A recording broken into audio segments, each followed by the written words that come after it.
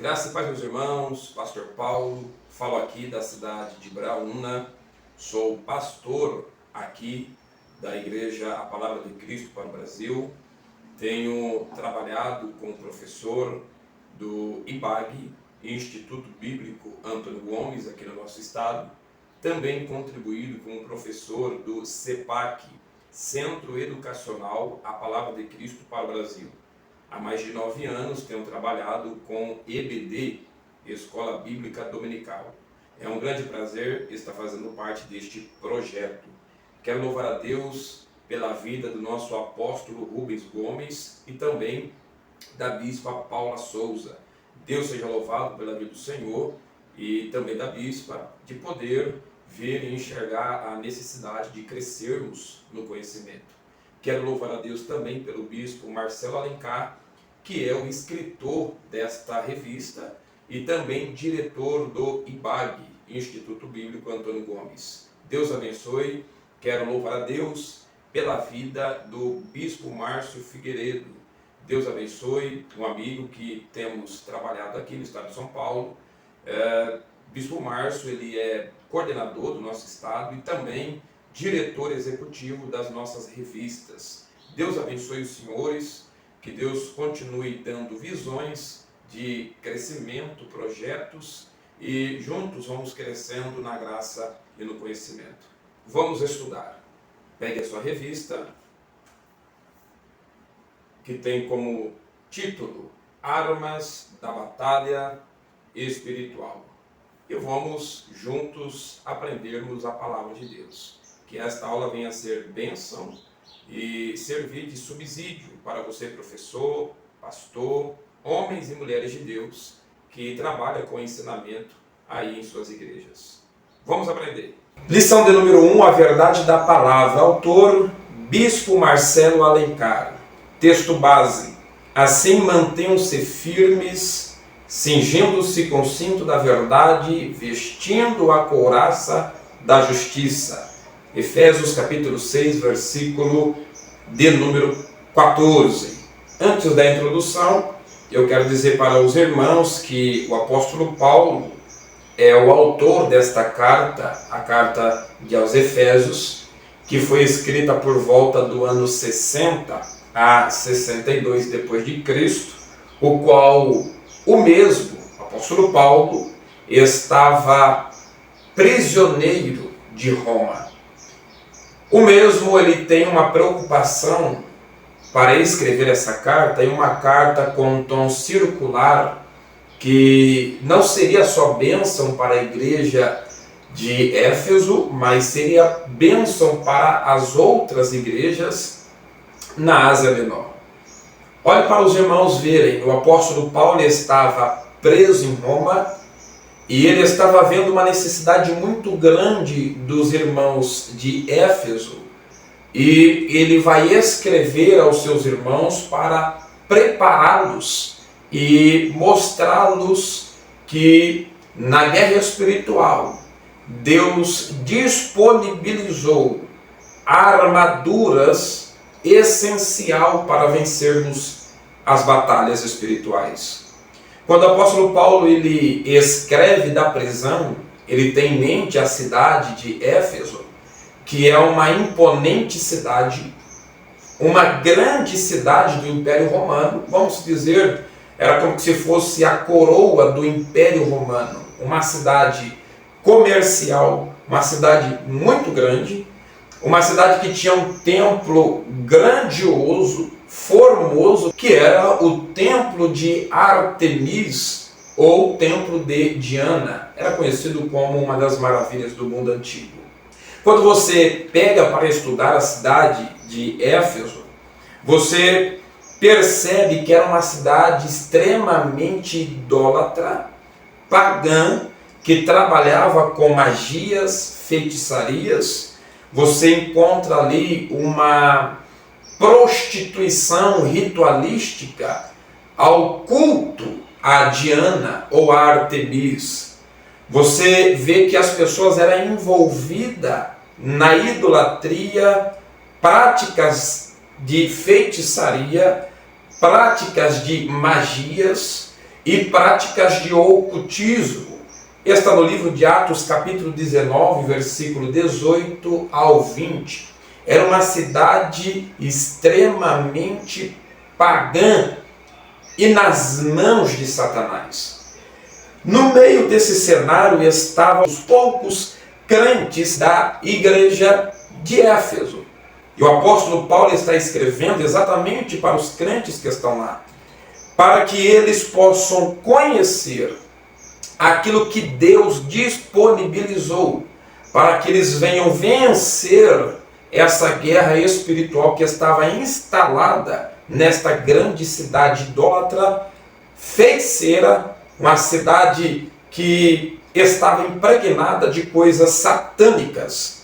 E o apóstolo Paulo escreve exatamente para ajudar os irmãos a entender que existia uma guerra espiritual, uma guerra que não era contra sangue, não era contra pessoas, por mais que a guerra espiritual se reflete no mundo físico, no mundo natural, ainda assim a guerra não era contra carne e contra sangue.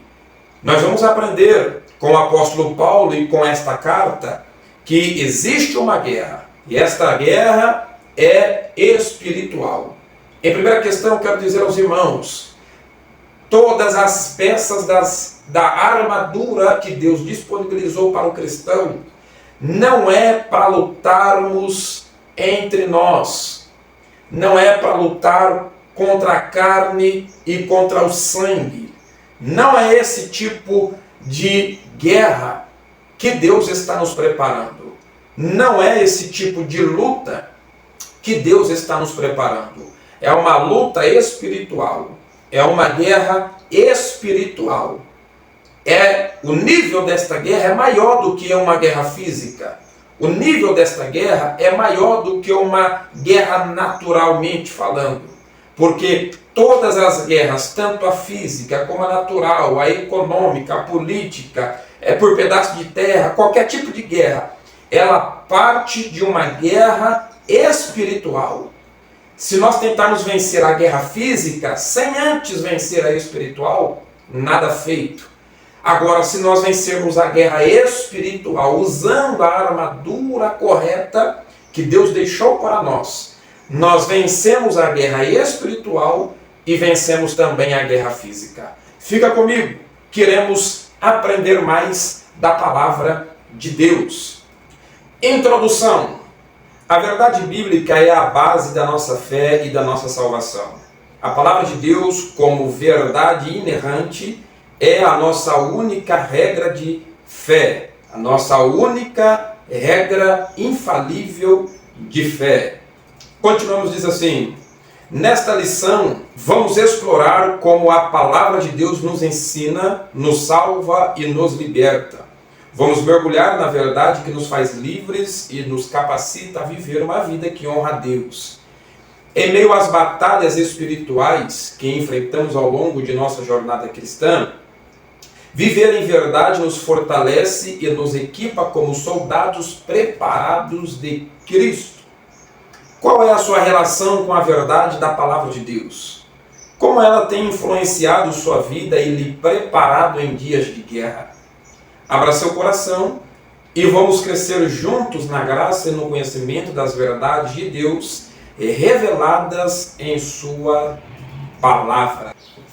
Bom, queridos, nessa lição vamos aprender isto.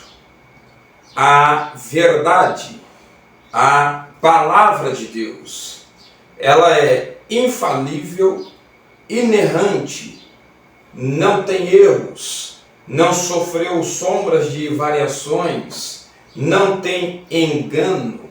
Esta mesmo foi a base para a igreja de Éfeso, continua sendo a base para as nossas igrejas, como também para os cristãos de hoje, para que possam estar firmes contra o mal, contra as tempestades, contra os vendavais. E o apóstolo Paulo estava ensinando isto.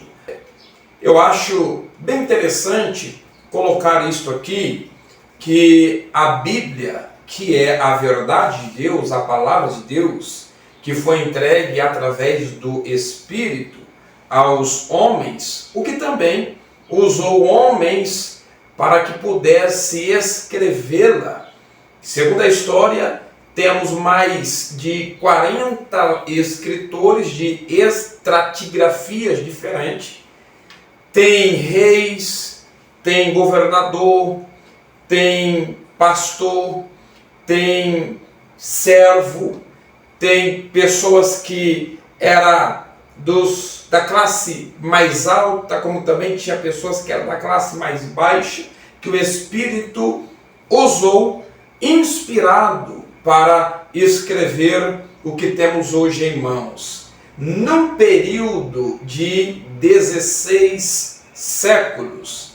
E hoje temos um livro na mão que é dividido em duas partes. A primeira parte é conhecido como o Velho Testamento, que tem uma junção de 39 livros, e o Novo Testamento, que temos uma junção de 27 livros após a morte e ressurreição de Cristo. Esses livros foram compilados. Escute-me aqui.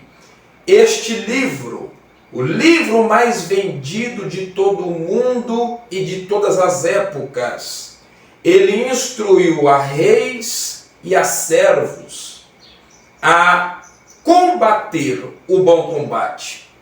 O apóstolo Paulo vai chamar esta batalha de a batalha da fé, e esta mesma palavra, ela fez com que pessoas vencessem as suas lutas espirituais.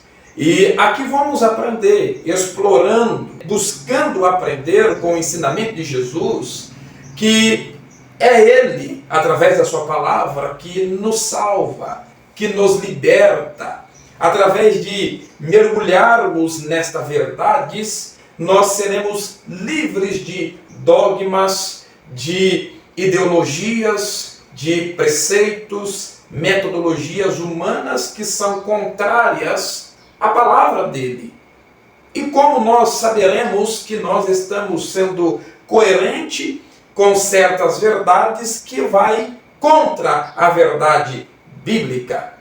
É lendo, é estudando, explorando e vendo o que Deus tem a nos ensinar através da tua palavra. Melhor do que Maipirman, melhor do que Calvino, melhor do que Armínio, é a palavra de Deus. A palavra de Deus é ela que nos liberta. E mais ninguém. É ela que nos salva. E mais ninguém. E é esta palavra que vai nos dizer que temos uma armadura disponível para nós estarmos prontos na batalha espiritual. Ponto de número 1, o conhecimento da verdade. Queridos, nós precisamos entender que desde a igreja primitiva, desde a igreja de Éfeso, de lá para cá, as igrejas que têm se sustentado é porque a base dessas igrejas sempre foram a palavra da verdade. Sempre foi o conhecimento da verdade. Muitas igrejas não permaneceram, não se sustentaram, não suportou os ventos, não suportou a pós-modernidade por conta de não estar firmado no conhecimento da verdade. Tanto para Paulo como para a igreja de Éfeso, as igrejas de lá para cá, que estão firmes ou que estiveram firmes, a base delas foi o conhecimento da verdade. Existe uma certa palavra que eu quero trazer para os irmãos, que é conhecido como epistemologia. Essa palavra é uma junção de duas palavras gregas. A primeira palavra, episteme, que tem um significado de conhecimento, saber verdadeiro. A outra palavra que faz junção a episteme é logos. que tem um significado de estudo, discurso e reflexão. Fazendo a junção dessas duas palavras, nós temos um significado de o estudo do conhecimento. E esse estudo do conhecimento trabalha com 3 princípios. O primeiro princípio é: o que é a verdade? De onde ela vem? Como eu posso possuir? O cinto da verdade faz uma forte conexão com a epistemologia, porque o cinto da verdade ele tem como função de segurar a túnica, tem como função de deixar firme todas as partes da armadura no lugar, para que o soldado venha ter mais disponibilidade, mais liberdade na hora da batalha. A epistemologia ela faz isto com o cristão e com a igreja, que busca o conhecimento da verdade. Ela vai fazer com que o cristão seja firme, convicto daquilo que ensinou da palavra. Olha só, ele trabalha com 3 princípios. O que é a verdade, de onde ela veio e como eu posso tê-la. E a Bíblia responde isso para nós. O que é a verdade? João capítulo 14, versículo 6 diz: Disse-lhe Jesus, eu sou o caminho e a verdade. A verdade é Jesus. O que é a verdade? Jesus. João 17, 17. Santifica-os na verdade, a tua palavra é a verdade. Ele é a verdade. Ele é a palavra. Então já sabemos o que é a verdade. Segunda pergunta: de onde ela vem? A resposta está em Tiago, capítulo 1, versículo 17 ao 18. Toda boa dádiva e todo dom perfeito vem do alto, descendo do Pai das luzes. Segundo a sua vontade, ele nos gerou pela palavra da verdade. 1 Timóteo capítulo 3, versículo 16 diz: toda a escritura é inspirada por Deus. A verdade não vem da razão humana, mas da revelação divina. Glória a Deus. A verdade vem de Deus, revelada por Ele e inspirada. Como eu posso possuir, Pastor Paulo, a verdade? Como eu posso obter a verdade? O crente possui a verdade por meio da fé em Cristo e da ação do Espírito Santo.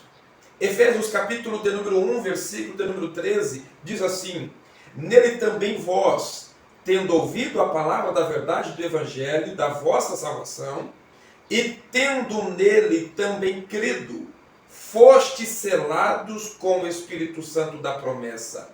João capítulo 16, versículo 13, diz assim: mas quando vier aquele Espírito da verdade, ele vos guiará em toda a verdade.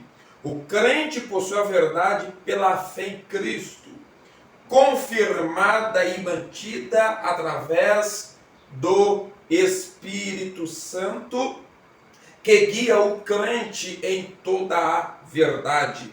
Você percebe, irmãos, que o profundo conhecimento da verdade que é buscado através da leitura da palavra, que é buscado através do conhecimento profundo da palavra, ele faz com que a pessoa tenha uma real concepção do que é verdade, de onde vem a verdade, como eu posso possuir a verdade. E tudo isto se encontra na palavra de Deus, no relacionamento com Deus. Agora, escute isso aqui. Algo interessante do cinto, o que estamos aqui em questão, o conhecimento da verdade, o cinto da verdade, é que o cinto no soldado, o cinto conhecido como cingulum, o cinto do soldado, vamos dizer, o soldado romano, ele era ajustável. Exatamente. O cinto do soldado romano, ele era ajustável. Porque tinha soldado que era mais forte, um que poderia ser menor, um poderia ser mais alto, porém mais magro, e o cinto ele era ajustável. Olha que coisa linda, irmãos. O cinto, que é a verdade de Deus, ela precisa ser ajustada com a nossa vida prática e diária. O cristão deve ter a sua vida ajustada através do conhecimento da verdade. Olha só o que João capítulo 8, versos 32 diz: e conhecereis a verdade, e a verdade vos libertará. Tem pessoas que vivem uma vida de tribulação, é porque o cinto da verdade não foi ajustado. A sua vida não foi ajustada na palavra da verdade. Wiersbe, ele afirma, a palavra de Deus é a chave para a liberdade. Agostinho de Hipona, ele vai dizer, todo cristão bom e verdadeiro deve compreender que, onde quer que a verdade seja encontrada, ela pertence ao seu mestre. E quem é esse mestre? É Jesus. Olha só o que João Calvino diz, a verdade, que significa sinceridade da mente, é comparada a um cinto, porque assim como um soldado bem cingido está preparado para a ação, assim também o cristão, pela integridade, se torna pronto para o combate espiritual. Então é muito importante o cristão, a igreja, ter o conhecimento da verdade. Devemos abrir a Bíblia, devemos se aprofundar na Bíblia, em oração, consagração e jejum, para que o conhecimento da verdade seja ampliado em nossas vidas. Ponto de número 2, a aplicação da verdade. Queridos, aqui nós temos algo que é necessário, a aplicação da verdade na vida do crente, na vida da igreja, na vida do relacionamento, na vida ministerial, em todos os âmbitos da vida de uma pessoa, tem que existir a aplicação da verdade. Nós vivemos em um tempo que muitos conhecem a verdade. Existe algo conhecido como a ortodoxia. A ortodoxia é uma palavra grega que traz um significado de o conhecimento correto.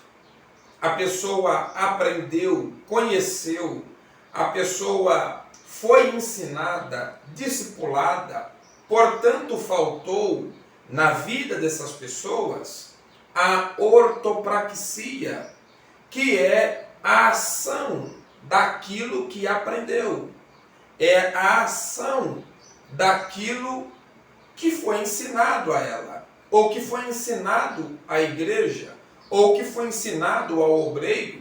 Mas existe obreiro, existe teólogo, existe pastor, existe ministros por aí que são conhecedores exímios da palavra, porém não aplica a verdade nas suas vidas. Tiago, ele vai dizer em seu livro, no capítulo 1, versículo 22, que é, irmãos, uma rasteira na vida de pessoas que conhecem, mas não praticam. Ele vai dizer, sejam praticantes da palavra e não apenas ouvintes.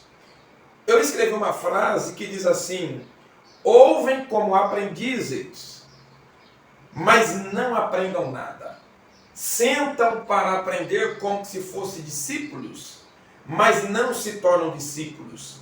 Pessoas que aprendeu, passou na fase do discipulado, mas pessoas não aplicou o que conheceu em suas vidas práticas.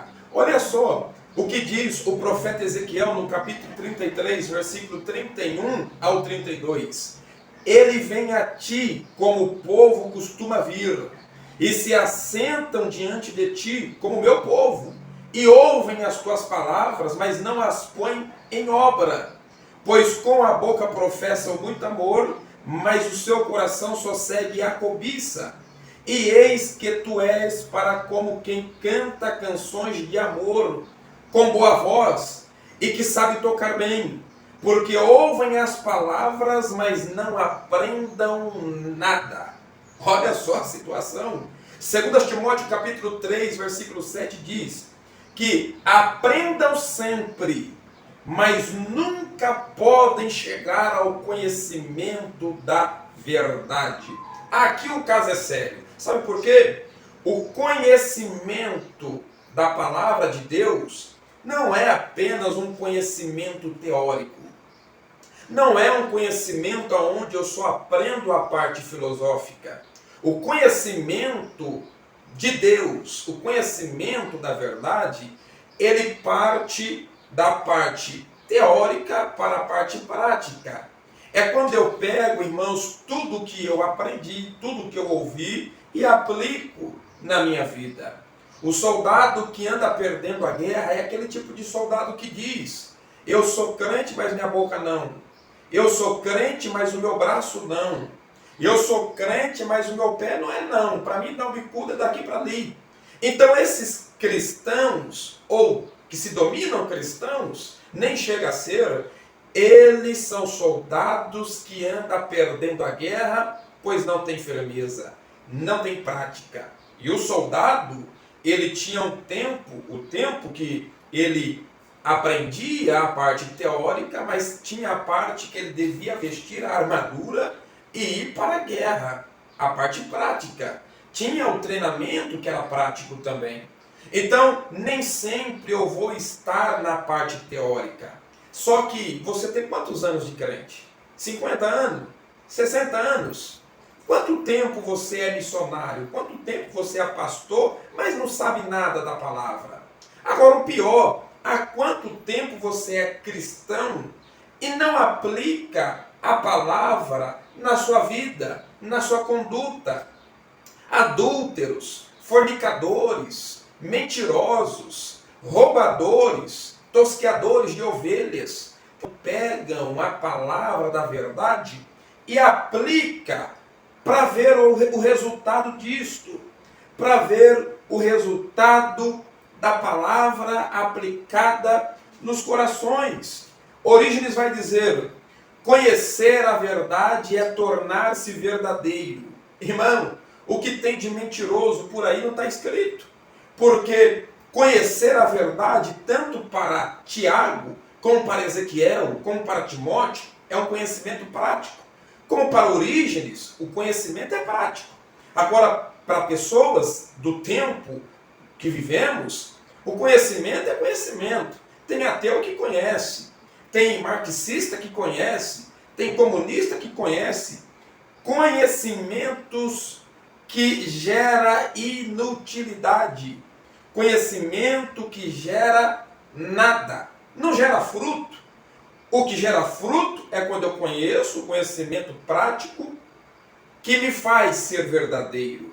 Irineu de Leão, ele vai dizer assim: o erro é habitualmente enfeitado com aparência atraente, de modo a parecer mais verdadeiro do que a própria verdade, para enganar os inexperientes. Olha só, às vezes a mentira, às vezes o adversário vem com coisas belas, em algumas situações, como nada a ver, e acaba pegando pessoas inexperientes. Agora a gente vive num tempo, pastores, professores, que são pessoas de longos anos na igreja.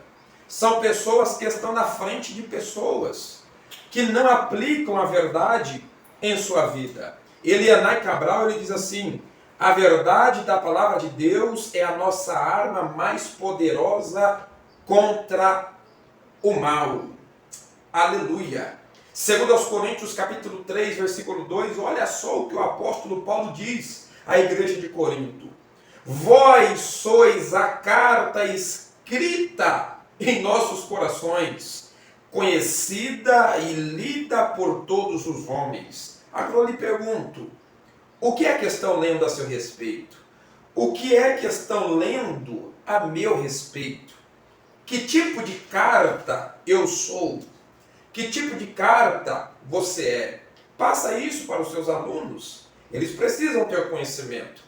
Estão aplicando a verdade nas suas vidas? Na escola, na faculdade, no trabalho, com a esposa, com os filhos? Porque uma criança, uma certa feita, vai dizer para o pastor: pastor, não tem como nós morarmos aqui na igreja, porque na minha igreja meu pai é um anjo, é um santo, mas em casa ele é o demônio.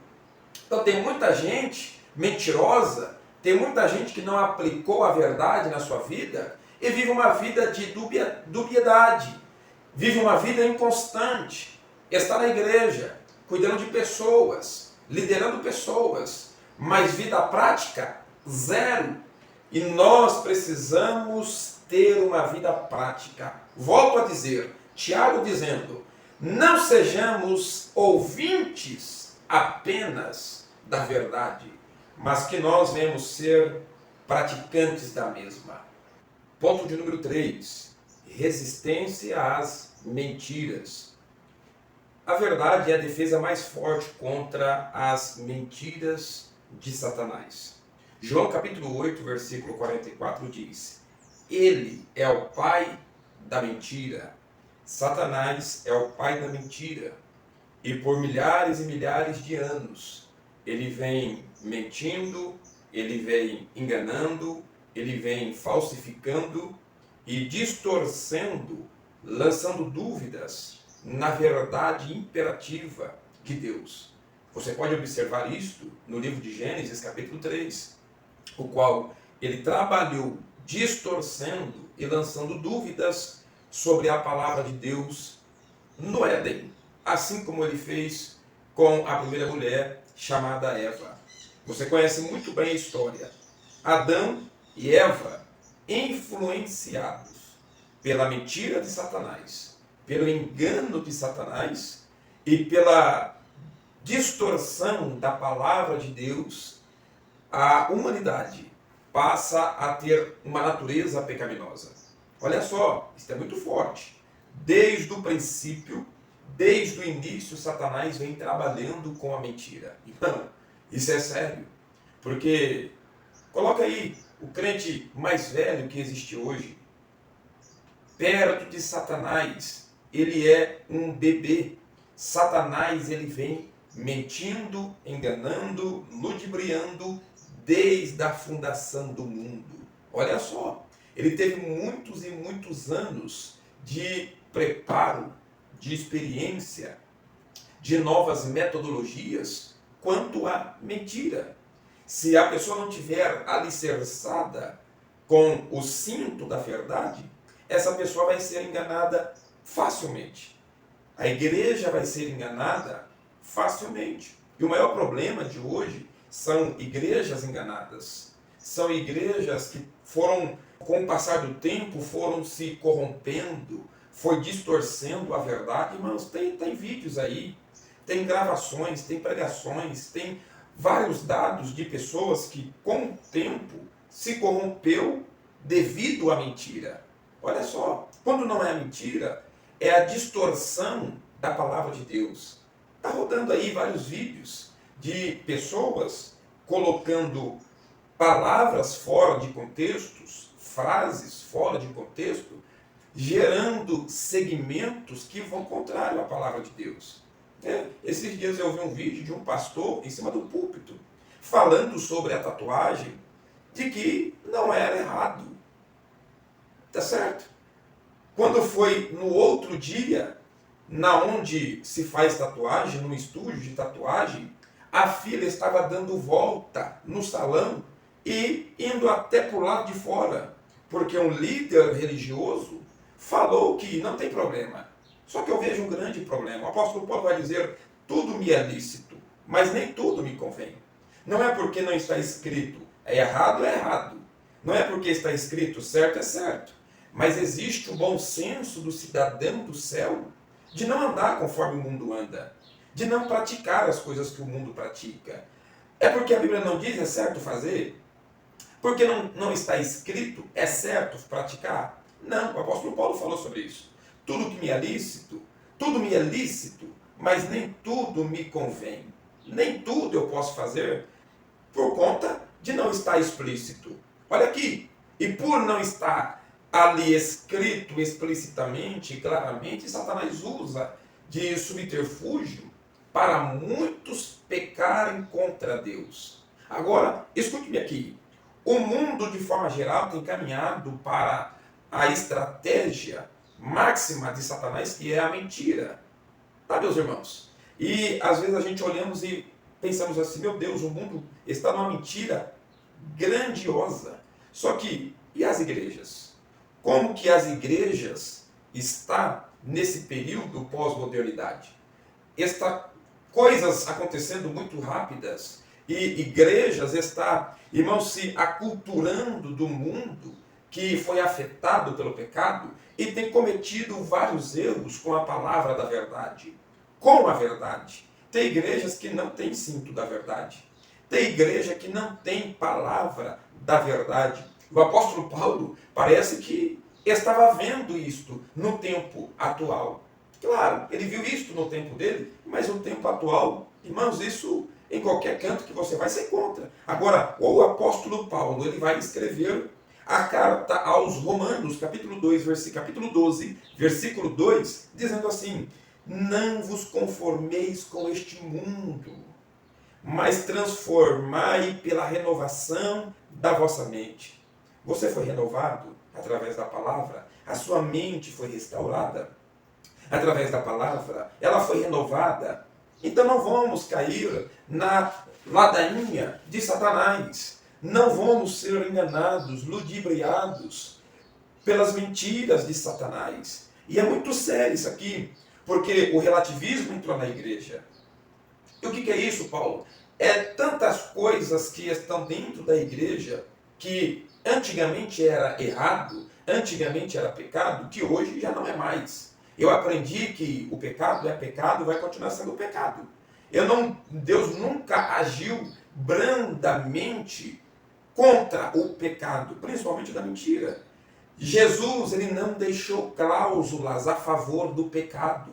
Aleluia. Ele não deixou cláusulas a favor do pecado. Agora, o que acontece, pastor Paulo, com as igrejas? A igreja está trazendo o relativismo, pode tudo. Pode fazer tudo, o que importa é o amor, o que importa é a palavra. Se o que importa é a palavra, obedeça a palavra. Tá certo, meus irmãos? Olha só o que anda acontecendo. E isto, o apóstolo Paulo já estava falando a seu tempo. As igrejas do primeiro, segundo, terceiro século estavam passando pelas mesmas situações. O apóstolo Paulo vai escrever, segunda carta de Paulo aos Coríntios, capítulo 11, versículo 14, dizendo: alerta! Porque Satanás, ele disfarça, se for possível, até em um anjo de luz. Olha, E por que Satanás faz isso? Irmão, Satanás ele trabalha com três princípios. Três princípios. Você pega isso aí, professor, aplica na sua igreja. Ele trabalha com o primeiro princípio: obscurecer. Cegueira espiritual, cegueira intelectual. A pessoa não lê livros nenhum, a pessoa não lê comentário nenhum, a pessoa não lê a Bíblia de jeito nenhum, a pessoa não tem tempo para o discipulado na palavra, da palavra, mas tem tempo de assistir série, tem tempo de assistir as séries da Record, tem tempo de assistir a Globo, obscurecidos por este príncipe que está dominando o mundo do atual século, a pós-modernidade. Ele vem obscurecendo, jogando cegueira intelectual. Irmão, tanto existe isso na política, eu não estou dizendo que a política é errada, estou dizendo que isso existe na política. Existe na política pessoas que preferem que você seja um cego intelectual, para você ser refém de leis, de normas, de tudo quanto é coisas ruins. Mas como você não abre os olhos, intelectualmente falando, você se torna escravo, refém, você está preso pelo sistema, porque você não sabe de nada. É como aquela frase: não sabe de nada, inocente. Não sabe porque não procurou saber. Não lê, não busca, não faz nada. É enganado, é escravo e tem que obedecer. Tem que Você está na mão do sistema. Está na mão do sistema. E isso acontece também com a vida espiritual. A pessoa se torna refém de Satanás porque ela é cega espiritualmente falando. Satanás obscureceu a sua visão, não consegue ver, não consegue perceber. Segunda ferramenta que Satanás usa é diluir, é transformar princípios absolutos em coisas que não têm valor, não têm peso, não têm verdade. A verdade tornou-se mentira, a mentira tornou-se verdade. O relativismo, tudo que está no mundo, eu estou influenciado por Satanás, ou pessoas influenciadas por Satanás, estão diluindo dentro das igrejas, na sua casa, no seu ministério e na sua vida relacional, conjugal. Terceiro ponto, ele vem usando a ferramenta da sedução. Ele embeleza o erro, ele deixa o erro formoso, bonito, apetitoso, para que pareça atraente mais que a verdade. A mentira, o erro, é bonito, é belo, é chamativo. Eu quero ele, eu quero para mim. É atraente até e mais que a própria verdade. Olha só, irmão, como que Satanás é sujo. Olha que Satanás é o espírito das trevas, um espírito da mentira, espírito do engano. Olha como ele é ardiloso. Não vai, irmãos, aparecer aí com tridente na mão, com dente, irmãos, cheio de sangue, como muitos pintam por aí. Não. Satanás, ele vai vir com erro bonito, belo, atraente. E os cegos espiritualmente vai cair, irmãos, vai cair igual patinho. Vai ceder às tentações de Satanás. Deus não deixa, eu deixo muito bem claro isso aqui, não deixa cláusulas abertas para pecar. E principalmente o pecado da mentira branca, como muitos dizem por aí. Mentiras brancas, mentirinhas ou mentiras inofensivas. Irmão, mentira para Deus é mentira. Mentirinha para Deus é mentira. Mentiras inofensivas para Deus é mentira. Toda mentira é uma ruptura com a imagem do Deus veraz, com Deus verdadeiro. Aleluia. Não podemos trazer a mentira inofensiva para o meu lar, para a minha vida, para o meu ministério. Pastor Paulo, me explica o que é isto. Vou te explicar biblicamente, vou te explicar teologicamente, eu vou te explicar pastoralmente. Eu vou te explicar nesses 3 viés. Mentira para Deus é mentira. A mentira de qualquer forma, em qualquer circunstância, qualquer instância, é pecado contra Deus. Eu vou lhe dar exemplos aqui de mentiras brancas. E você, crente, já deve ter participado dela. Quais são, pastor, as mentiras brancas? Eu estou chegando, mas eu nem saí de casa. Olha só. Estou bem, mas na verdade estou mal. Não vi sua mensagem. Eu vi sua mensagem, mas eu não quis responder. O credor vem na porta cobrar o dinheiro. Aí vai dizer para os filhos, fala que eu não estou. Mentirinhas inofensivas, né? Tem outras aqui, né?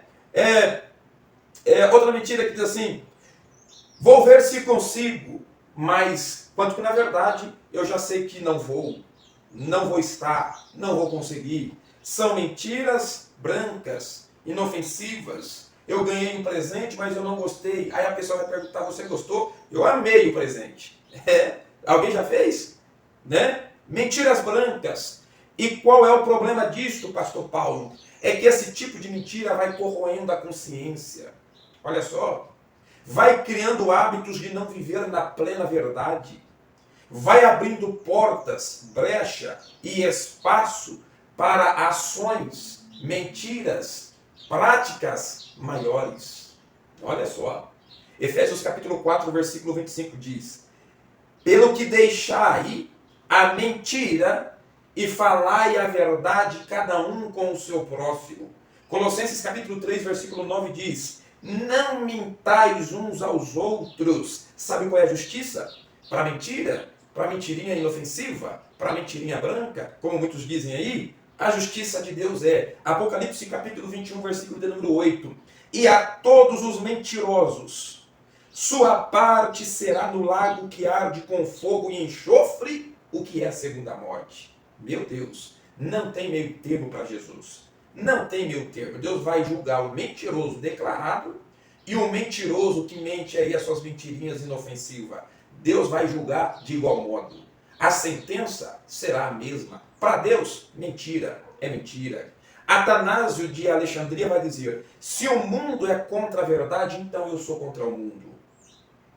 Packer, ele afirma dizendo: uma meia-verdade disfarçada de verdade torna-se uma mentira completa. Eu quero terminar com esse texto. Mateus capítulo 5, versículo 37. Seja o vosso falar sim, sim ou não, não, porque o que passar disto é procedência maligna. Quer o conselho? Seja claro, seja direto. Você não precisa agradar ninguém. Você não precisa mentir para agradar os outros. Para com isso, irmão. Você vai colocar a sua salvação só por querer agradar alguém? Vai colocar a sua salvação em risco só para agradar alguém?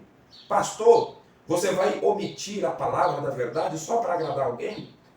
Irmãos e irmãs, agradem primeiro a Deus, tendo na sua vida o cinto da verdade, lutando contra a mentira, resistindo à mentira.